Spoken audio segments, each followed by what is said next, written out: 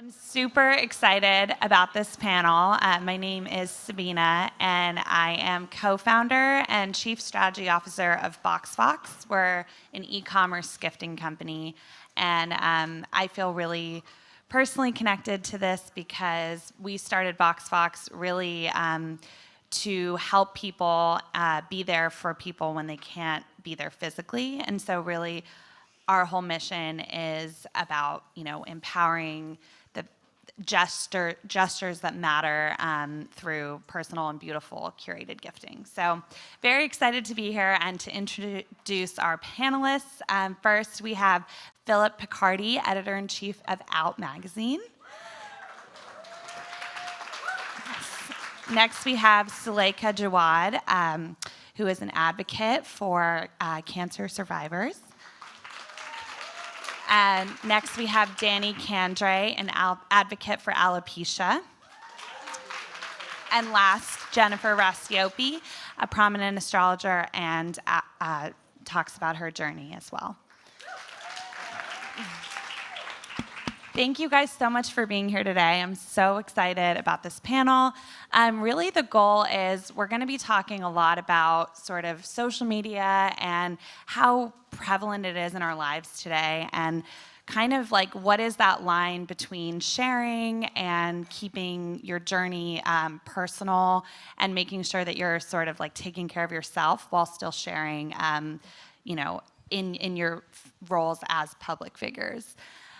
So we're going to start by just talking about, if you guys would just kind of give an overview to the audience about your health journeys and kind of like a little bit about your conditions and a little background, whatever is relevant to share. We can start at the end. Yeah. Hi, I'm Jennifer, and I am an astrologer, but my journey on this path started over 2 decades ago with really horrific periods. I had chronic pain with my periods that went really undiagnosed for a very long time, and I was given birth control pill and SSRIs, but later found out that I actually was suffering from cancer. So I had an ovarian tumor erupt, which then turned into a full endometrial cancer by the time I turned 19 and was treated with a radical hysterectomy. So I launched into menopause before I turned 20. So that was 2 decades ago that I've been navigating the postmenopausal journey with very few resources. So yeah, been learning as I go. And I have a personal brand built off that story. Thank you. Hi, I'm Dani. I was diagnosed with alopecia areata when I was 2 years old, and a couple years after that, I even developed eczema and have been dealing with that ever since. I used to take treatments for alopecia for about a year when I was 9 years old, but currently I'm not taking any treatment for either conditions. I'm just living with them as I go. And right now, I'm currently a curve model for Natural Models LA, and thank you. And yeah, that's what I've been up to, and yeah, happy to be here. Oh, sorry. I'm Suleika, and I was diagnosed with leukemia when I was 22 years old, and spent the next 3.5 years in treatment doing clinical trials and standard treatments that weren't working, and eventually I had a bone marrow transplant with my brother Adam as my donor. And during that experience, I started writing a column and a video series in the New York Times called Life Interrupted, where I chronicled that whole experience from my hospital bed. Thank you. Well, all of that's really hard to follow. I'm Phil. I'm now the editor-in-chief of Out. At the time, I was the senior beauty editor of Refinery 29, and I got strep throat at the time. My fiancé is an emergency medicine doctor. He says that it's because I was hoeing around too much.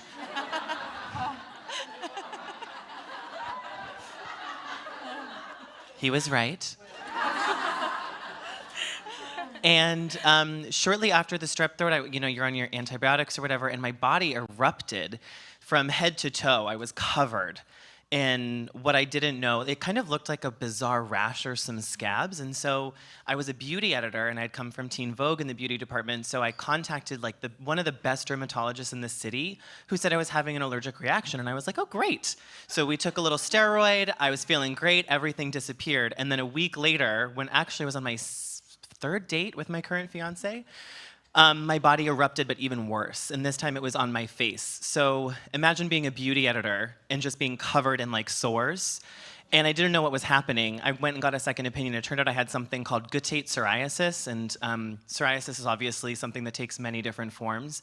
Mine happens in kind of severe ways when I am immediately after I'm sick. But it's this really fun thing because you never know what's going to happen, and it's kind of temperamental. So what's great is that it just shows up when you're really stressed or when you're going through stuff. So I'm currently closing the Out 100 issue, which is their biggest issue of the year. So my arms are covered in psoriasis. So happy to be here.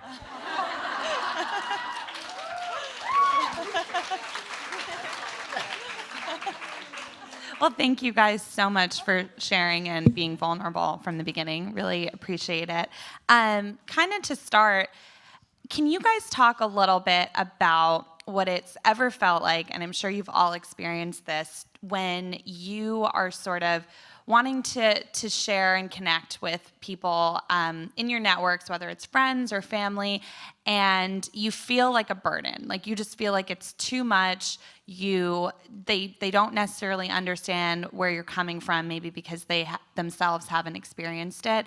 How do you kind of grapple with that, and like in the feeling of being a burden, and also, like in terms of what you might say or how you might choose to share? Yeah, I'll jump in on that. I think that at the get-go, we need to do a little reframe there, which is maybe like, this is intense, and I know that they haven't personally experienced this, but burden, just check in on that language because it's already setting it up as like, this is a load I'm passing off to you. And more often than not, the people who sincerely want to support us, they don't always know how to, but if they really genuinely want to, we're inviting them in, we're calling them in, and that's a different mentality than we're offloading on them and we need them to be there for us. So I would just say start with how you're even framing it, and giving people the opportunity to be there for you and mirror you and witness you is it's a sacred opportunity. Yeah, jumping off of that, I think that for a while I used to struggle with that, feeling like I was a burden. It was so difficult for people to relate to me because they didn't understand it. Like, oh, like, okay, yeah, you wear a wig, but your wig looks pretty. Like, that's okay, you have gorgeous hair all the time. But no, like, it wasn't about that. It was just really difficult to connect with other people about, like, my alopecia and even my eczema, too, because a lot of people don't have that either. And what I've learned from that, it's that, like, I'm sorry, it's so much. It just took a long time for me to accept that and realize that my feelings matter. And even though I feel like, yeah, I can be a burden sometimes, I have to change my mindset and realize, like, no, you're not a burden. This is something that you can't help. You were born with this, essentially. And that's what I've just learned. Even today, I'm still learning that I'm not a burden, that this is who I am, and people can accept that or they can leave me alone. Yeah, something that really struck me after my diagnosis is the discomfort that certain people can feel around illness. And I noticed it especially as I started to lose my hair and my eyelashes and my eyebrows. And I think sometimes when people are uncomfortable and they don't know what to say, they often say nothing at all. And to me, I found that to be one of the things that was hardest to wrap my head around. And I think the sort of unfairness that came into play as I realized how to, respond to this is that the onus ends up kind of being on you to both kind of say, if you don't know what to say, you can start by saying just that, right? But to give people the language to figure out how to talk to you about what you're living. I think for me, where that sense of being a burden came into play is, in the early stages of a diagnosis, it's easier, I think, for people to rally around you. But if you have a more chronic condition or like a prolonged treatment, when you get into the weeks and months and years of the illness and you're still making those asks of your community or of your family or whomever it is, I think that's, for me, where I started to feel a sense of discomfort and a sense of being a burden. And the easiest, the thing that's helped me the most in terms of navigating that is finding a community of people like this one who I can talk to about those challenges. And for me, I ended up making a group of girlfriends at Memorial Sloan Kettering Cancer Center, and we had our own chemo buddy system where we would go with each other to our treatments. So I don't know if that's, takes away that feeling of being a burden, but for me, it certainly helped. I have to stop going last. That was beautiful. Thank you. I guess, one of the annoying things about having like a visible skin condition and maybe eczema, there's like some relatability here. One of those things that's kind of frustrating is that people will come up to you, regardless of who they are to you, and will ask you what is wrong with you. And I just think that's so goddamn rude, first of all. But the second thing that happens is you'll say something like, oh, no, it's not acne, or no, this isn't a scar, no, it's not a rash, I have psoriasis. And then they'll continue, right? And they'll be like, I read on Goop that you should try going vegan. And you're like, I don't give a goddamn fuck what Gwyneth Paltrow says about my psoriasis. You know what I mean? And I think that the burden that I sometimes feel is like explaining this to you, because what ultimately you do when you point out someone's differences, regardless of whether or not we're talking about chronic illness, we could be talking about someone's hair being different than someone else's, right? Is you remind someone of their otherness. And for me, I guess what I realized with psoriasis is that it sent me into this like shame cloud, right? Where them calling out my psoriasis made me feel like I didn't do a good job covering it up. And then them saying that I should go vegan means that I'm not healthy. And if I were healthy, I'd have clear skin and I'd be beautiful again, right? And then that brought up all of these things of like being a teenager and like locking myself in the bathroom because I didn't want to be around my family because I was like this feminine gay kid who just wanted to play with makeup and wash it off before dad got home from work, right? And all of that, I guess it's like so many people, to your question's point, are like well-intentioned, or they just don't have the right language, I think, to what you were saying earlier. But also it's like, I guess what I've learned about feeling like a burden is knowing that like I am beautiful regardless of what people say or notice about me, and there's a certain liberation that comes from having this like skin condition or this experience of being visibly, othered or different. That actually feels very liberating to not feel like you have to abide by certain standards to value yourself. Yeah, that makes a lot of sense. Thank you. I guess we can start with you, but I think going off of what you said, I think there's something really interesting about, the idea that our friends and family sometimes on the other side of that coin really want to jump in and help and rally around us. And have you ever had to set boundaries around that and like somebody's tried to help and been really well-intentioned, but unfortunately it's just kind of they're doing the wrong thing or they're sort of getting in the way of your own process? And what does that look like? Yeah, I mean, God bless my mother and my sister, who are like my favorite people in the world, but they keep on sending me links to like celery juice recipes, I guess. It's like, it's juicing a celery, do you know what I mean? And are saying that like, if I try that for 7 days, maybe that stuff on my skin will disappear. And you're just kind of like, I have no problem being blunt, especially with the people I love, about how rude and obnoxious and ignorant that is. But also reminding them that there's like this little thing called Western medicine that also exists, that people rely on, and that like, I'm already covered in scabs and stressed out about it and like putting makeup on my forearms before I go out for the day. I really would actually love to drown my sorrows in a Shake Shack burger at the end of the day, so fuck your celery juice, you know what I mean?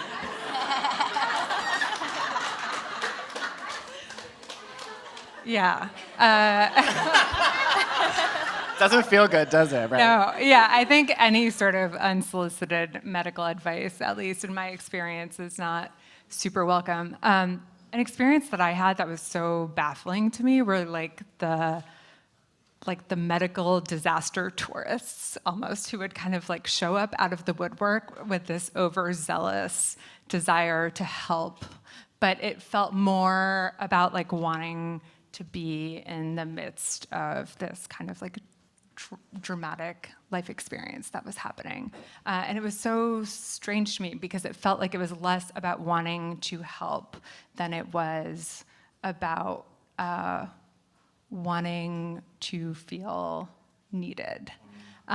So I think for me, like, I've had to get very clear with myself about, especially when I'm not well, about who it is I want to be around. And I think in a weird way, like, at different points in my illness journey, I had like 3 functioning hours a day. And when you have 3 functioning hours, you have to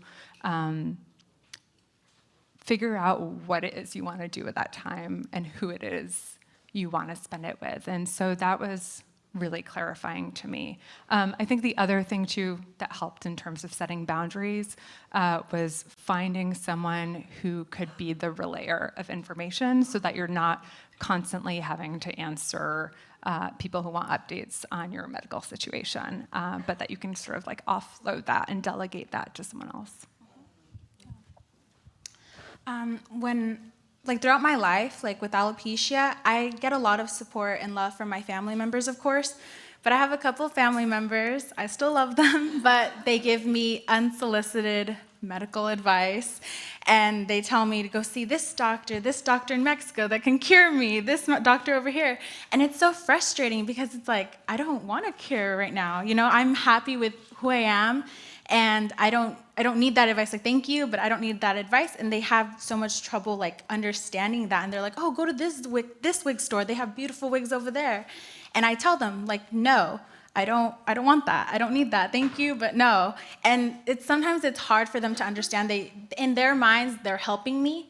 They're giving me advice. They think this is what's best for me, but realistically, it's not. And that's my way of setting boundaries, just flat out telling them, no, this is not what I want. This is not what I need.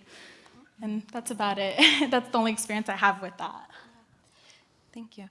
I think that in our culture we have a pretty big epidemic that we actually really, and I include me in this, struggle to hear. We listen to respond and rather listen to just hear. And in my journey, I've recognized that I don't, to many of your points, always want advice. And so with my inner circle, just like giving them that language, ask me, do you want advice or do you want to be heard? Sometimes I actually am coming for your advice and sometimes I'm not. One of my teachers taught me a long time ago, Dr. Maria Sarwa, that we need to cultivate our choir over our posse, and she describes the posse as like, you know, maybe your Instagram account, or maybe your family is your posse. But the choir is the people who you can call in the middle of the night and say what's really on your heart and mind, and they're gonna be able to be there for you. So learning who those people are and nourishing those relationships and letting them learn how to listen to you. Because we're all different and we have a million different moods, and hearing me on one day might be totally different than hearing me on another day. And I think being in dialogue around that and what we need is really important. I think that's really important as well. So this is a little bit more about your public life. So we've talked a little bit about private, you know, your networks and your friends and family, but thinking a little bit more publicly, how do you kind of, have you ever had a situation where you've talked about your health journey and it's received some negative response or some kind of backlash?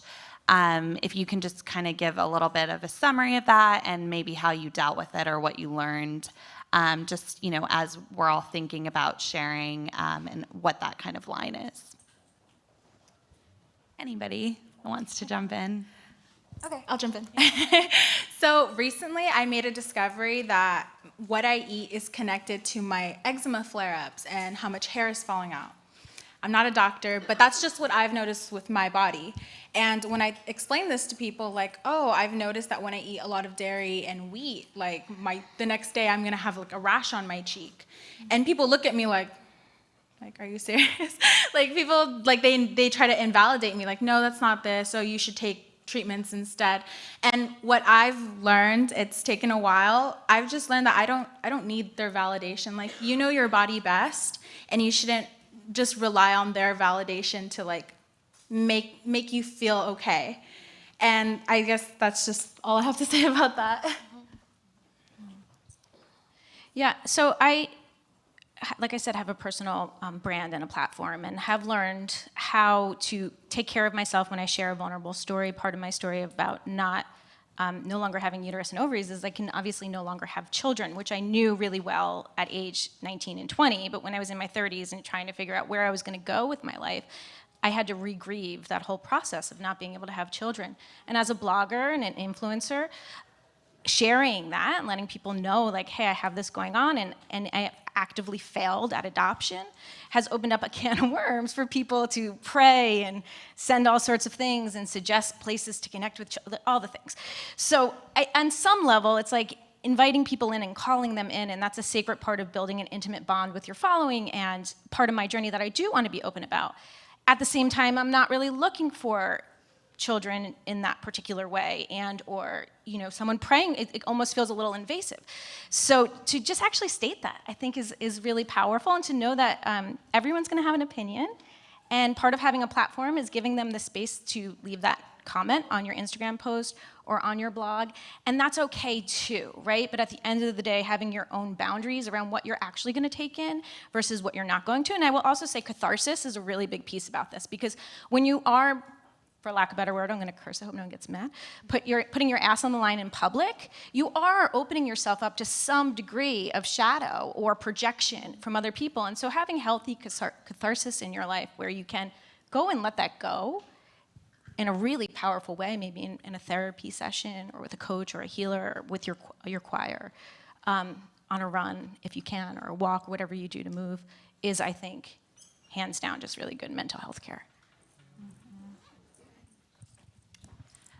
In terms of resources that you guys use or have used for support, so kind of talking about a choir, are there any great resources, whether it's podcasts or books or really anything that you guys have found in your journey that has really helped you and made you feel like you have community, something like this, anything that you've turned to? I'm just going to jump in and just say I think we all need to give Nitika a round of applause, because she's been doing this for a very long time and has created sacred spaces like this in a way that's really authentic and healing.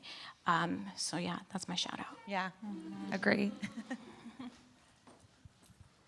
Has anyone heard of the spoon theory essay? Yes. Yeah. So that's something that I send to everyone I know, including to people who may not fully understand what it is that I'm happening or what I'm dealing with. But the gist of it is that for a lot of people who deal with fatigue or chronic illness, you start out with a certain number of spoons, and every time you do something, right, you take a shower, you walk your dog, you use up a spoon. And if you use up all your spoons, you can kind of borrow against the next day's spoons, but at some point you've kind of depleted your reservoir. And I found it to be a really useful tool to both kind of explain to myself why it is that as the day goes on, it's sort of diminishing returns for me energy-wise. But also I found it to be a useful tool to explain that to other people. The other thing I would say is Instagram. We talk a lot about the dark side of the internet, but I've met some of my closest choir members and allies through spaces like Instagram, because I think what happens sometimes when you're sick, right, is you're not always able to go out and meet people. And so having this online space where you can find that community, even if you're just participating in that community from your bed, to me is something incredibly valuable. Yeah. Absolutely. We're actually going to open it up to some questions from the audience. Awesome. Do I just hand my mic? Okay. We can start here. Yeah. Hi, I'm Molly, and I have MS, and I have a question about language. So I was at this really great concert, and the lead singer has cerebral palsy, and it's called Culture Abuse. Everybody should listen to them. They're amazing. And a fight broke out between two different people about the fact that he has cerebral palsy, and they didn't understand that. It was someone who came for one of the opening bands, and they got into a huge fight. And I was tweeting this whole story on my Twitter account, and I said that the lead singer is overcoming his illness, which apparently was triggering to other people. And same team, I thought. And I don't know what type of language to use when I'm talking about my own MS now. So what's a better way to say that? Thank you. Yeah, it's something I've thought a lot about, because I think we like to fit our sense of, we think of sickness and health as existing in these binaries, and we don't talk as much about people who might be both or who might be neither and might kind of live in that in-between space between, So I don't know what the right language is. I know for me, like, for example, I'm cured of my leukemia, but I have sort of ongoing challenges and side effects from that. And like the word survivor doesn't always feel right for me because of that ongoingness. I have yet to find a new word for it. I don't know if anybody has a word that they like to use for themselves that fits. But yeah. We at the magazine, we write a lot about people who are living with HIV, and I think the prior language that was used in mainstream media was suffering from HIV, and a lot of advocates in this space really proudly declared that they were not suffering or overcoming, right? That they were alive and here, and they felt like some of that language provoked, I guess, pity, when that's not exactly the feeling that they wanted from other folks, when they wanted to be treated as equals, especially when talking about HIV activism and the history of what that looked like for the community. So I think that, there's different answers, and in the media, certainly at my work at Teen Vogue, when this was the first time that we ever put disabled models on the cover, for example. But the language that surrounded each of the cover subjects varied by their preference, and it was our editorial decision to respect what that person wanted. And I think that the answer is that it's just personal. So there's maybe not, like you said, a binary, but being open to saying, or in a tweet or a response, that you can see why this language is important to them, and you would obviously consider it moving forward, may be a good way to heal and acknowledge people's feelings. And somebody said the word warrior earlier today instead of survivor, and I loved that. So, yeah. I have a question for some of you that you live so publicly and honestly and authentically. What has dating been like for you? Because with my own chronic illness and being very public and being very well known within that community, then it means anyone who Insta-stalks me is going to know that too. So I'm curious what your experiences have been. Anyone? Well, throughout my life, growing up with alopecia, it was so difficult because a lot of people didn't know what alopecia was, and they would assume that I was going through chemotherapy and all that stuff. And I encountered a couple of guys throughout my life that I had crushes on, and they stopped talking to me, because I would wear wigs, by the way. They stopped talking to me once they realized I had a wig, once they realized I had alopecia. And as a 13, 14-year-old girl, that was extremely difficult to understand, like, why don't they like me? Like, what's wrong with me? And that's how I felt. But throughout the years, I've realized that the way I've, I guess, developed this mindset, I feel like this is who I am, and if this person doesn't like me because of something I can't control, something that I was born with, they don't deserve me. That's how I feel. Like, this is me. And if someone's going to treat me differently or ghost me because I have alopecia, then I don't want them in my life.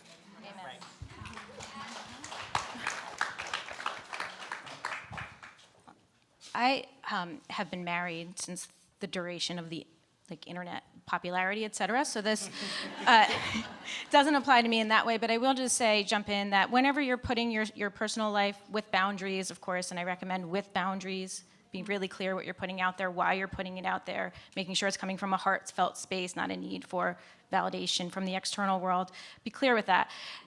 Everyone's going to see it, potential employment opportunities, family. I'll never forget one time my mom called me and she's like, wow, we got to talk. And I'm like, what happened? And she's so upset. She's like, I just Googled you. And she, she wanted to talk. And I think that it's just, we're just changing the dynamic of getting to know people with the internet now. And that's fascinating. And there's some highs and some lows around it. But I think that fear applies no matter what. And I would just say, be authentic. And you can always take things down. Just because you put it up doesn't mean it needs to stay. Next question. Yeah, right here. Thank you, friend. Hi, my name is Brandy, and I came from Atlanta, Georgia. Wow. And I call this weekend almost like a coming out party for me because I am a celebrity and lifestyle blogger. And the only thing that people know about me is being a special need parent because my son had a stroke the day he was born. But I have fibromyalgia and an autoimmune disorder that I don't talk about a whole lot. And a couple of times I did say something about it, like if I was covering an event, and it felt like they was handling a piece of glass. They're like, oh, so what do we do? Oh my gosh, she's sweating. What do we do now? And I kind of feel like I was losing invites and different things of that nature. So I'm trying to find how am I going to start sliding into now being more vulnerable and talking about it without people handling me like I'm a newborn puppy. Because I know how to handle myself. If my flare-up is too bad, I'm not coming out. But I still need you to know I can't stand on this red carpet for 4 hours, or I might get hot and I might need to sit down. I'm not being a diva. So I just want to know, when you're handling your public life, how do you balance that out? And how do you try to educate people on how to treat you so that you can be a person and they're not looking at just the illness, because that doesn't define you completely, if that question makes sense. And I like all your shoes and clothes. Y'all just fabulous.